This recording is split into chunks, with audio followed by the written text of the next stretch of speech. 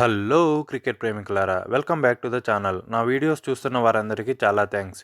Video చూస్తున్నారు కానీ like చేయడం లేదు. వీడియో మీకు నచ్చితే దయచేసి లైక్ చేసి సబ్స్క్రైబ్ చేసుకుని నాకు సపోర్ట్ చేయండి. అలానే మీ వాల్యుబుల్ సజెషన్స్ని కమెంట్ బాక్స్లో పోస్ట్ చేయండి. Thank you. India versus Sri Lanka first ODI match విషయాల్లోకి వస్తే ఇండియన్ ఫ్యాన్స్ అందరూ ఎంతగానో ఎదురు చూసిన రోకో జోడీ 2023 వరల్డ్ కప్ ఓటమి తర్వాత మళ్ళీ ఓడిఐస్లో నిన్న శ్రీలంకతో బరిలోకి దిగారు. నిన్న మ్యాచ్ చూసిన వారందరికీ వచ్చిన డౌట్ ఎందుకు Indian players black arm band వేసుకొని ఆడారు అని. ఎందుకంటే లెజెండరీ ప్లేయర్ అయిన అంశుమన్ గైక్వాడ్ గారు చాలా కాలం పాటు క్యాన్సర్తో పోరాడి వెడ్నెస్డే కన్ను మూశారు. ఆయనని స్మరించుకుంటూ టీమిండియా ఈరోజు బ్లాక్ ఆర్మ్ బ్యాండ్ ధరించి ఆడుతారు అని బీసీసీఐ ట్విట్టర్లో పేర్కొంది. అంశుమన్ గైక్వాడ్ గారు చాలా మందికి తెలిసుండకపోవచ్చు. వారి కోసం ఈ వివరాలు చెప్తున్నాను. అంశుమన్ గైక్వాడ్ గారు 1974లో టెస్ట్ డెబ్యూట్, 1975లో ఓడిఐ డెబ్యూట్ ఇండియాకి చేశారు. గైక్వాడ్ గారు చాలా gutsy and at the same time చాలా పేషెన్స్ ఉన్న క్రికెటర్. 1975లో జరిగిన ఒక మ్యాచ్లో వెస్టిండీస్ బౌలర్ మైకల్ హోల్డింగ్ వేసిన బాల్ డైరెక్ట్గా తన ఇయర్ పక్కన హెడ్కి తగిలింది. ఆ టైంలో క్రికెటర్స్ హెల్మెట్ కూడా వేసుకునేవారు కాదు. ఆ బాల్ ఎంత బలంగా తగిలింది అంటే 2 డేస్ పాటు ఐసీయూలోనే ఉన్నారు. 2 సర్జరీస్ కూడా చేశారు. అంతేకాకుండా ఆయన ఇయర్ డ్రమ్ కూడా డ్యామేజ్ అవ్వడంతో హియరింగ్ ఇష్యూస్ అంటే వినికిడి లోపం మొదలైంది. అయినప్పటికీ ఆయన క్రికెట్ ఆడటం ఆపకుండా 1987 వరకు కంటిన్యూ చేశారు. ఆ తరువాత కొంతకాలం పాటు సెలెక్టర్గా అండ్ కోచ్గా కూడా ఇండియాకి సేవలు అందించారు. ఆయన కోచింగ్లో ఇండియా ఎన్నో గొప్ప విజయాలను చూసింది. అలానే ఆయన చాలా మందికి కోచింగ్ ఇచ్చి మంచి క్రికెటర్స్గా మలిచారు. అలాంటి గొప్ప క్రికెటర్ అయిన అంశుమన్ గైక్వాడ్ గారు క్యాన్సర్తో మరణించారు. ఆయన ఆత్మకి శాంతి చేకూరాలని పీఎం మోడీ గారు, పలువురు క్రికెటర్స్ సోషల్ మీడియా వేదికగా సంతాపం తెలిపారు. ఆయన ఆత్మకు శాంతి చేకూరాలని మనం కూడా ఆశిద్దాం. మ్యాచ్ విషయానికి వస్తే మళ్ళీ టీ20 లాగే ఫస్ట్ ఓడిఐ కూడా ఒక నెయిల్ బైటర్లా మ్యాచ్ ఎంతో ఉత్కంఠగా సాగింది. కానీ ఈసారి మ్యాచ్లో ఎలాంటి ఫలితం రాలేదు. ఎంతో హోరాహోరీగా సాగిన మ్యాచ్ టైగా ముగిసింది. ఓటమి భయాన్ని దాటుకొని జయానికి చేరువగా వచ్చి విజయాన్ని ఎలా చేజార్చుకున్నారో తెలియాలంటే వీడియోని చివరిదాకా చూడండి. ముందుగా టాస్ విషయానికి వస్తే శ్రీలంక గెలిచి బ్యాటింగ్ ఎంచుకుంది. టాస్ గెలవడం శ్రీలంకకి ఎంతగానో కలిసొచ్చిందనే చెప్పాలి. కానీ దానిని వాళ్ళు పెద్దగా ఉపయోగించుకోలేకపోయారులేండి, అది వేరే విషయం. శ్రీలంక ప్లేయింగ్ 11 చూసుకుంటే పాతుమ్ నిసంక, అవిష్క ఫెర్నాండో, కుశల్ మెండిస్, సదీర సమరవిక్రమ, చరిత్ అసలంక, జనిత్ లియానగే, వానిండు హసరంగ, దున్నిత్ వెల్లాలగే, అఖిల ధనంజయ, అసిత ఫెర్నాండో, మహ్మద్ సిరాజ్ బరిలోకి దిగారు. శ్రీలంక మహ్మద్ సిరాజ్తో డెబ్యూట్ చేయించారు. ఇండియా ప్లేయింగ్ 11 చూసుకుంటే రోహిత్ శర్మ, శుభ్మన్ గిల్, విరాట్ కోహ్లీ, శ్రేయస్ అయ్యర్, కేఎల్ రాహుల్, శివం దూబే, వాషింగ్టన్ సుందర్, అక్షర్ పటేల్, కుల్దీప్ యాదవ్, హర్షదీప్ సింగ్, మహ్మద్ సిరాజ్ బరిలోకి దిగారు. 2023 వరల్డ్ కప్ తర్వాత సీనియర్ ప్లేయర్స్ మళ్లీ జట్టులో చేరారు. శుభం దుబే 5 ఇయర్స్ తర్వాత మళ్లీ ఇండియన్ ఓడిఐ టీంలో చోటు దక్కించుకున్నాడు. బౌలింగ్కి వచ్చిన ఇండియాకి చాలా మంచి స్టార్ట్ వచ్చింది. ఫస్ట్ ఇన్నింగ్స్లో బ్యాటింగ్ చేయడానికి వచ్చిన శ్రీలంక థర్డ్ ఓవర్లోనే ఓపెనర్ అవిష్క ఫెర్నాండోని కోల్పోయింది. సిరాజ్ బౌలింగ్లో లెగ్ సైడ్ షాట్ ఆడటానికి ప్రయత్నించగా బ్యాట్ ఎడ్జ్ తీసుకుని బాల్ వెళ్లి ఆఫ్ సైడ్లో ఉన్న హర్షదీప్ చేతికి చిక్కింది. 7 బాల్స్లో జస్ట్ 1 రన్కే క్యాచ్ ఇచ్చి అవుట్ అయ్యాడు. మొదటి నుండే చాలా టైట్ లెన్స్ వేస్తున్న సిరాజ్ అండ్ హర్షదీప్ నెంబర్ 3లో వచ్చిన కుశల్ మెండిస్ని చాలా ఇబ్బంది పెట్టారు. ఒక ఎండ్లో నిశంక ఆచితూచి ఆడుతూ లూజ్ డెలివరీస్ని బౌండరీస్కి పంపుతూ సెట్ అయ్యాడు. ఈ క్రమంలో హర్షదీప్ బౌలింగ్లో బౌండరీ కోసం ట్రై చేసి ఫ్లిక్ షాట్ ఆడిన నిశంక సిరాజ్ దగ్గరకు కొట్టాడు. చాలా మంచి ఎఫర్ట్తో డైవ్ చేసిన సిరాజ్ కష్టమైన క్యాచ్ని జారవిడిచాడు. మెండిస్ ఏదో ఒకలా కుదురుకొని నిశంకతో కలిసి 39 రన్స్ పార్ట్నర్షిప్ బిల్డ్ చేశాడు. సెట్ అవుతున్న టైంకి 31 బాల్స్లో 14 రన్స్ చేసిన మెండిస్ని శివం దూబే ఎల్బీడబ్ల్యూగా అవుట్ చేశాడు. మెండిస్ రివ్యూ తీసుకున్నప్పటికీ లాభం లేకుండా పోయింది. తరువాత నెంబర్ 4లో వచ్చిన సమరవిక్రమది అదే పరిస్థితి. తనని కూడా క్రీజ్లో అసలు సెట్ అవ్వనివ్వకుండా మంచి లైన్ అండ్ లెంగ్త్తో బౌలర్స్ చాలా ఇబ్బంది పెట్టారు. 18 బాల్స్కి 8 రన్స్ చేసిన సమరవిక్రమ అక్షర్ పటేల్ బౌలింగ్లో గిల్కి సింపుల్ క్యాచ్ ఇచ్చి అవుట్ అయ్యాడు. నెంబర్ 5లో బ్యాటింగ్కి వచ్చిన కెప్టెన్ అసలంక కాస్త కంఫర్టబుల్గానే బ్యాటింగ్ చేశాడు. నిశంకతో కలిసి ఆల్మోస్ట్ రన్నే బాల్తో 31 రన్స్ పార్ట్నర్షిప్ యాడ్ చేశాడు. ఫ్రీగా స్ట్రైక్ రొటేట్ చేస్తూ 21 బాల్స్లో 14 రన్స్ చేసిన అసలంక కుల్దీప్ బౌలింగ్లో చీకీ షాట్కి ట్రై చేసి స్లిప్లో ఉన్న రోహిత్కి సింపుల్ క్యాచ్ ఇచ్చి అవుట్ అయ్యాడు. ఒక ఎండ్లో వికెట్స్ కోల్పోతున్నప్పటికీ మరో ఎండ్లో పాతుమ్ నిశంక పాతుకుపోయాడు. ఎంతలా అంటే తన ఎక్సలెంట్ ఫామ్ని కంటిన్యూ చేస్తూ 2023 నుండి చూసుకుంటే ఓడిఐస్లో లీడింగ్ స్కోరర్గా నిలిచేంతలా సాలిడ్ బ్యాటింగ్ చేస్తూ హాఫ్ సెంచరీ కంప్లీట్ చేసుకున్నాడు. కానీ కాసేపటికే 75 బాల్స్లో 56 చేసిన నిశంకాన్ని సుందర్ వచ్చి ఎల్బీడబ్ల్యూగా అవుట్ చేశాడు. అంపైర్ అవుట్ ఇవ్వడంతో రివ్యూ తీసుకున్నప్పటికీ వికెట్స్ అంపైర్స్ కాల్ అవ్వడంతో చేసేదేమీ లేక పెవిలియన్కి చేరాడు. ఇండియా బౌలింగ్ దెబ్బకి శ్రీలంక జస్ట్ 105 రన్స్కే 5 వికెట్స్ కోల్పోయింది. హాఫ్ ఆఫ్ ది సైడ్ పెవిలియన్కి చేరడంతో ఇక 170 ఆర్ 180 లోపు ఆలౌట్ అయిపోతారు అనుకున్నారు అందరూ. కానీ నంబర్ 6లో వచ్చిన లియానగే, నంబర్ 7లో వచ్చిన వెల్లాలగే వికెట్స్ పతనాన్ని ఆపుతూ ఫ్రీ ఫ్లోయింగ్తో బ్యాటింగ్ చేయడం మొదలుపెట్టారు. దానికి తోడు టీ20లో పార్ట్ టైమర్స్తో బౌలింగ్ చేయించి సక్సెస్ అయినట్టు ఇక్కడ కూడా శుభ్మన్ గిల్తో బౌలింగ్ చేయించి ప్రయోగం చేశారు. కానీ అది ఇక్కడ బెడిసికొట్టింది. గిల్ వేసిన ఈ ఓవర్లో 14 రన్స్ కొట్టారు విత్ ఎ 6 అండ్ 4. అప్పటి వరకు స్ట్రాంగ్గా ఉన్న ఇండియా ఒక్కసారిగా ఇక్కడి నుండి మొమెంటం శ్రీలంక వైపు షిఫ్ట్ అయింది. ఇక్కడ అర్థం కాని విషయం ఏంటంటే శ్రేయస్ అయ్యర్ లాంటి మంచి పార్ట్ టైమర్ ఉండగా గిల్కి బౌలింగ్ ఎందుకు ఇచ్చారు? నెట్స్లో అయ్యర్ బౌలింగ్ ప్రాక్టీస్ చూసి మ్యాచ్లో అయ్యర్తో బౌలింగ్ చేపిస్తారు అనుకుంటే సడన్గా గిల్తో బౌలింగ్ చేయించాలన్న డెసిషన్ కెప్టెన్ రోహిత్, కోచ్ గంభీర్లలో ఎవరు తీసుకున్నారో గానీ పెద్ద పొరపాటనే చెప్పాలి. బాగా సెట్ అయ్యి ఊపందుకున్న శ్రీలంక బ్యాటర్స్ కన్ఫ్యూజన్లో చేసిన తప్పు వాళ్ళ 41 రన్స్ పార్ట్నర్షిప్కి బ్రేక్ వేసింది. ఏం జరిగిందంటే అక్సర్ బౌలింగ్లో బ్యాటింగ్ చేస్తున్న లియానగే ఒక షాట్ ఆడబోయి దానిని మిస్ అయ్యాడు. బాల్ బ్యాట్కి తగిలిందని ఇండియన్ ఫీల్డర్స్ అపీల్ చేశారు. కానీ అంపైర్ అవుట్ ఇవ్వలేదు. కానీ సడన్గా లియానగే తన బ్యాట్తో బాల్ని కొట్టాను అనుకొని తనంతట తానే పెవిలియన్కి వెళ్లడం స్టార్ట్ చేశాడు. అక్కడ జరిగిందేంటంటే లియానగే బ్యాట్తో గ్రౌండ్ని రాకుతూ షాట్ ఆడటంతో ఆ ఫ్రిక్షన్కి బాల్ బ్యాట్కి తగిలినట్టు ఫీల్ అయ్యాడు. అదే కాకుండా వెనక్కి తిరిగి చూస్తే బాల్ స్లిప్ ఫీల్డర్ అయిన రోహిత్ చేతిలో ఉంది. అది చూసి ఎడ్జ్ తీసుకొని స్లిప్ ఫీల్డర్ చేతికి వెళ్ళింది అనుకున్నాడు. కానీ అక్కడ బాల్ కీపర్ రాహుల్ గ్లౌజ్ నుండి డీవియేట్ అయ్యి స్లిప్ ఫీల్డర్ దగ్గరకు వెళ్ళింది. అది గమనించిన లియానగే అవుట్ అనుకున్నాడు. ఇది డగౌట్లో నుండి చూస్తున్న శ్రీలంక కోచింగ్ స్టాఫ్ ఒక్కసారిగా షాక్ అయ్యారు. అది అవుట్ కాదు, ఎందుకు వస్తున్నావ్ అన్నట్టుగా సైగ చేశారు. అప్పటికే లియానగే వాకౌట్ చేయడంతో అంపైర్ అవుట్ ఇచ్చేశాడు. ఇక డెసిషన్ రివర్స్ చేసే ఛాన్స్ లేకపోవడంతో చేసేదేమీ లేక గ్రౌండ్ విడిచి వెళ్లాడు. దీన్ని రీప్లేలో చూసిన ఇండియన్ టీం సరదాగా నవ్వుకున్నారు. రోహిత్ అయితే అక్సర్ని జాక్పాట్ కొట్టావుగా, ఏమీ చేయకుండానే సెకండ్ వికెట్ వచ్చేసింది అన్నట్టు తన స్టైల్లో ఫన్నీగా రియాక్ట్ అయ్యాడు. తరువాత నెంబర్ 7లో వచ్చిన హసరంగా ఫస్ట్ నుండే మంచిగా బ్యాటింగ్ చేయడం మొదలుపెట్టాడు. స్పిన్ బౌలింగ్ని బాగా ఎదుర్కొంటూ 1-4, 2 సిక్సెస్ కూడా కొట్టాడు. కానీ హర్షదీప్ బౌలింగ్కి వచ్చి బాగా ఆడుతూ 35 బాల్స్కి 24 చేసిన హసరంగాని అవుట్ చేశాడు.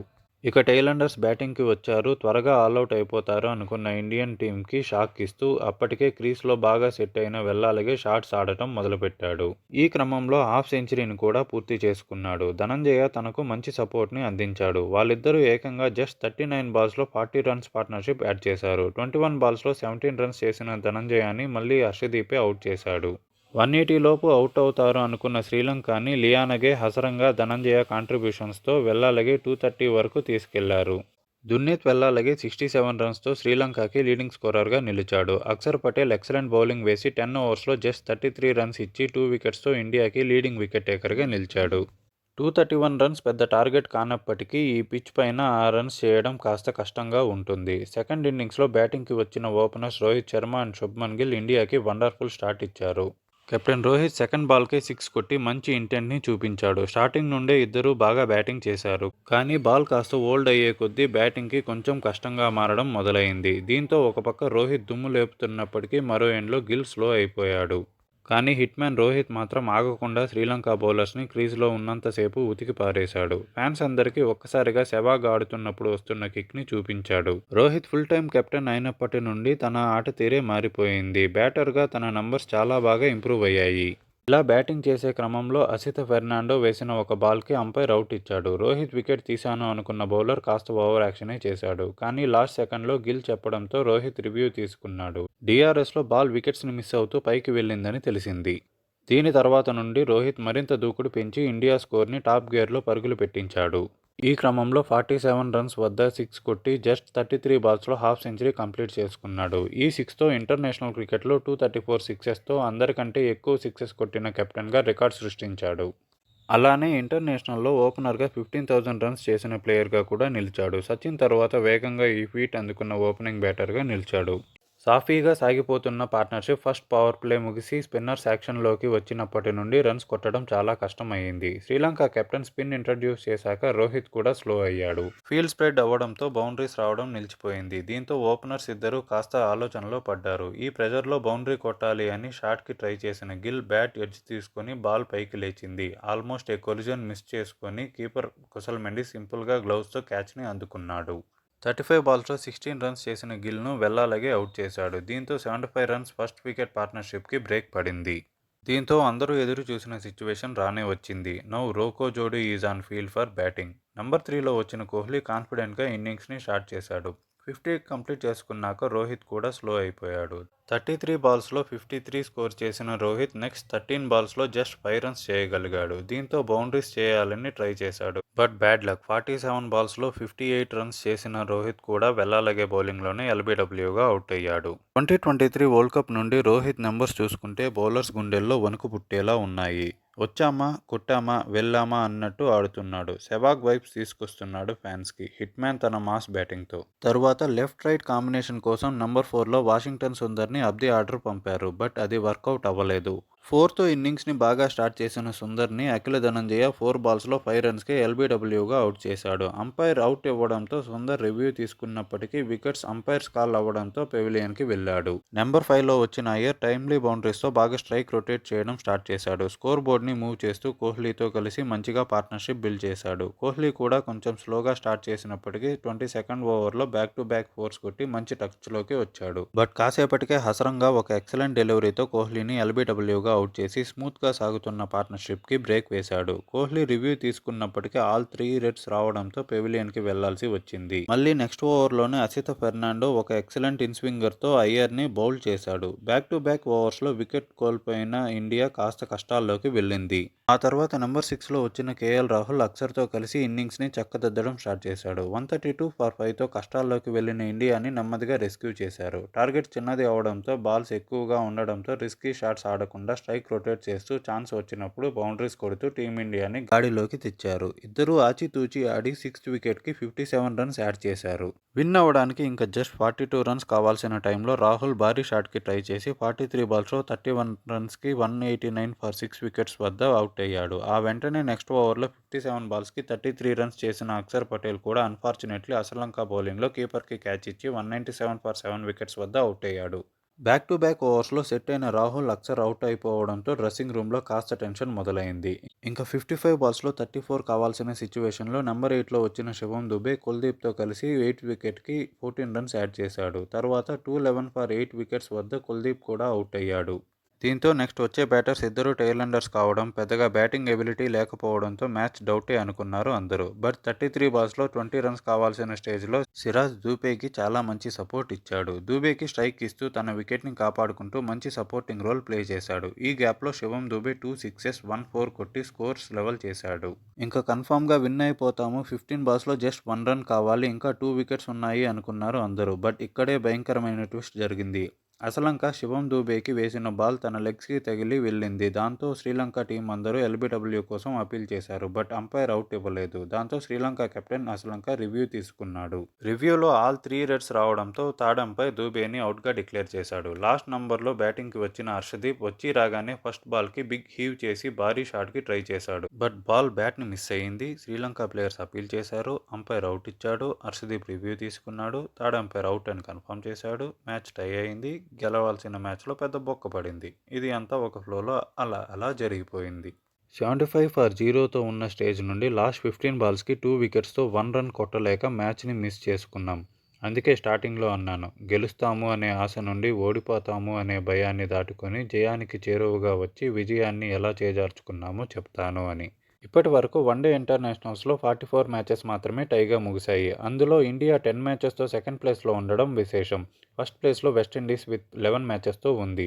మరొక విశేషం ఏంటంటే కొలంబో గ్రౌండ్ చరిత్రలో ఇదే మొదటి టైడ్ మ్యాచ్. సెకండ్ ఇన్నింగ్స్లో రోహిత్ శర్మ 58 రన్స్తో ఇండియాకి లీడింగ్ రన్ స్కోరర్గా నిలిచాడు. చరిత్ అసలంక అన్ఎక్స్పెక్టెడ్ బౌలింగ్తో 8.5 ఓవర్స్లో జస్ట్ 30 రన్స్ ఇచ్చి 3 వికెట్స్తో శ్రీలంకకి లీడింగ్ వికెట్ టేకర్గా నిలిచాడు. ఇక్కడ అందరికీ ఒక డౌట్ వచ్చుంటుంది, మ్యాచ్ టై అయింది కదా, సూపర్ ఓవర్ పెట్టాలి కదా, ఎందుకు పెట్టలేదు అని. మ్యాటర్ ఏంటంటే ఐసీసీ ఉందిగా తలతిక్క రూల్స్ పెట్టడానికి. సూపర్ ఓవర్ అనేది ఓన్లీ టీ20లకు మాత్రమే అని బోర్డు రూల్ ఉంది. ఇక్కడ ఇంకొక డౌట్ రావచ్చు మీకు, ఓడిఐ వరల్డ్ కప్స్లో సూపర్ ఓవర్స్ ఉంటాయి కదా అని. అవును ఉంటాయి, అది కూడా నాకౌట్స్కి మాత్రమే. ఎందుకంటే అక్కడ రిజల్ట్ అనేది ఇంపార్టెంట్. అందుకే మల్టీనేషనల్ టోర్నమెంట్స్కి మాత్రమే ఓడిఐస్లో సూపర్ ఓవర్ ఉంటుంది. కానీ బైలేటరల్ సిరీస్లో రిజల్ట్ అంత ఇంపార్టెంట్ ఏం కాదు అనేది ఐసీసీ తొక్కలో లాజిక్. ఇలా ఎంతో రసవత్తరంగా జరిగిన మ్యాచ్ ఏ ఫలితం లేకుండా టైగా ముగిసింది. ఫ్యూచర్‌లో ఐసీసీ ఈ రూల్‌ని మార్చాలని కోరుకుంటున్నాను. ఇది ఇలా ఉండగా థర్డ్ టీ20 లాస్ట్ ఓవర్‌లో మన ఇండియా టీ20 captain Suryakumar Yadav back to back wickets తీసి మ్యాచ్ టై చేస్తే ఈ ఫస్ట్ ఓడిఐలో Sri Lanka captain Asalanka back to back wickets తీసి మ్యాచ్‌ని టై చేశాడు. మొత్తానికి రివెంజ్ కంప్లీట్ చేశారని చెప్పాలి. ఇది ఇలా ఉండగా హ్యాండ్ షేక్స్‌కి వచ్చిన కెప్టెన్ రోహిత్ శర్మ ఫేస్‌లో కాస్త డిసప్పాయింట్‌మెంట్ కనిపిస్తా ఉంది. అంతేకాకుండా హర్షదీప్ చేసిన పనికి కాస్త మండుతున్నట్టు కూడా ఉంది ఆ లుక్ చూస్తుంటే. హర్షదీప్ ఏమో అయ్యో ఇంత పని చేశానేంటి ముఖం అందరికీ ఎలా చూపించాలి అన్నట్టు తలదించుకో ఉన్నాడు పాపం. సర్లే పిల్లలన్నాక ఇవన్నీ కామనే అనుకొని లైట్ తీసుకోవడమే ఇంకా. ఈ మ్యాచ్‌లో పాజిటివ్స్ చూసుకుంటే ముందుగా బౌలింగ్ యూనిట్ మొత్తం కలిసికట్టుగా రాణించారు. తర్వాత బ్యాటింగ్ యూనిట్ అనుకున్న రేంజ్‌లో రాణించకపోయినా అందరూ కాంట్రిబ్యూట్ చేశారు. బిగ్గెస్ట్ పాజిటివ్ ఏంటంటే శివం దుబే బోత్ బ్యాట్ అండ్ బాల్‌తో రాణించడం. ఫ్యూచర్‌లో ఇంకా బాగా పెర్ఫార్మ్ చేస్తాడని ఆశిద్దాం. బ్యాటింగ్‌లో 67 రన్స్ చేసి బౌలింగ్‌లో 2 ఇంపార్టెంట్ వికెట్స్ తీసి మ్యాచ్ ఇంత ఇంట్రెస్టింగ్‌గా మారడానికి కారణమైన దున్నీత్ వెలాలగేకి player of the match award దక్కింది. ప్రెజెంట్ 3 మ్యాచ్ ఓడిఐ సిరీస్లో 0-0తో ఉన్నాము. వేచి చూడాలి మరి సెకండ్ మ్యాచ్ గెలిచి ఎవరు పైచేయి సాధిస్తారు అని. కోచ్ గంభీర్, కెప్టెన్ రోహిత్ ఎరా టైతో మొదలైంది. ముందు ముందు వీళ్ళ కాంబినేషన్లో ఎలాంటి ఫలితాలు చూస్తామో వేచి చూడాలి మరి. ఈ వీడియో కోసం చాలా కష్టపడ్డాను వ్యూవర్స్. మీకు నచ్చినట్టయితే ప్లీజ్ వీడియోని లైక్ చేసి ఛానల్ని సబ్స్క్రైబ్ చేసుకోండి. అలానే ఈ వీడియో మీకు తెలిసిన క్రికెట్ ప్రేమికులతో షేర్ చేసుకోండి. Thanks for watching.